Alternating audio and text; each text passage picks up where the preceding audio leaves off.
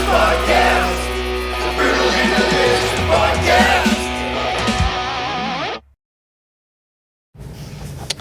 Hello everybody, this is Joel with Brutally Delicious, here today to chat a bit about Signs of the Swarm's new upcoming album called To Rid Myself of Truth. Okay, so let's be honest. Keeping up with new faces and trends in metal, that can feel like a full-time job sometimes. This is especially true for those of us who have been fans for decades before some of these bands were formed. And as an older dude myself, I'll admit that modern deathcore, it often features unique, shall we say, vocal styles. It hasn't always been my first choice of listening. However, listening to Signs of the Swarm's upcoming release made me rethink some of these preferences just a little bit. To Rid Myself of Truth is the band's sixth album. And I guess, for lack of a better word, I would say that it's very interesting.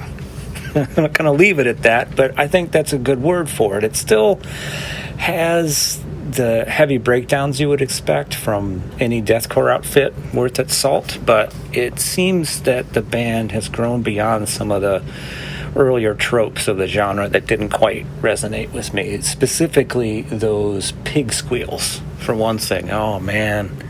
I just don't get that side of things at all. Lorna Shore is perhaps the best known example of this swine-like vocal aggression.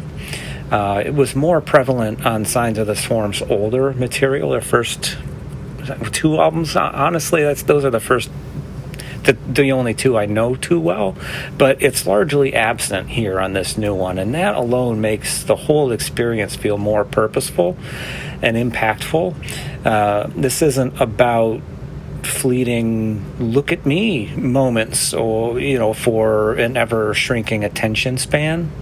It's a refreshing pursuit of substance over style, which I suspect is entirely intentional. The record has a side A, side B kind of vibe, but it in a really effective, deliberate way. The first half is just pure aggression, as one might expect from Signs of the Swarm.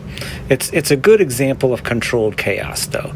But as you get deeper into the record, something shifts.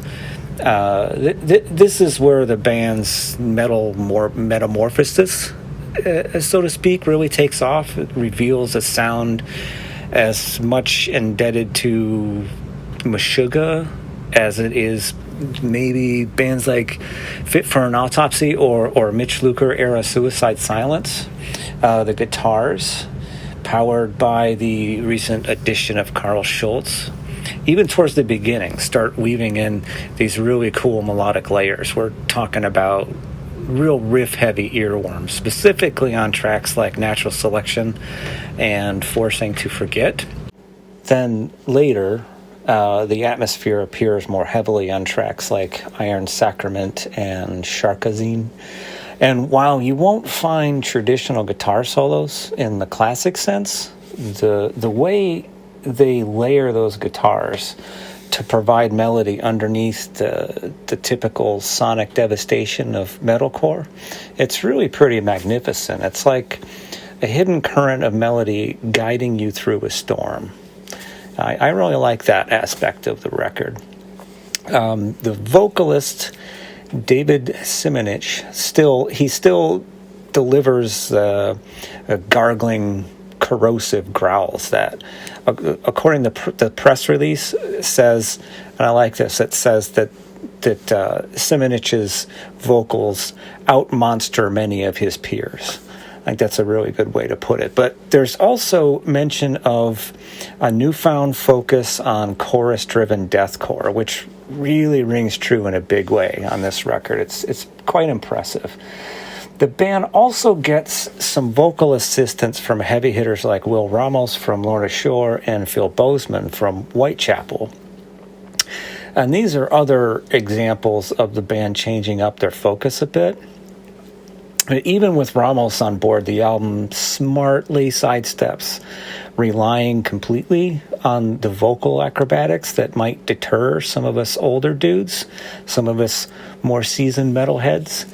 Instead, it's about an overwhelming energy, that internal pissed offness that conveys raw personal truth behind the music. Take the title track, To Rid Me of Truth, which pulls you into sort of a confession of sins and a battle with inner demons. Some of the lyrics are, as I sink into the river of my sins, where should I even begin?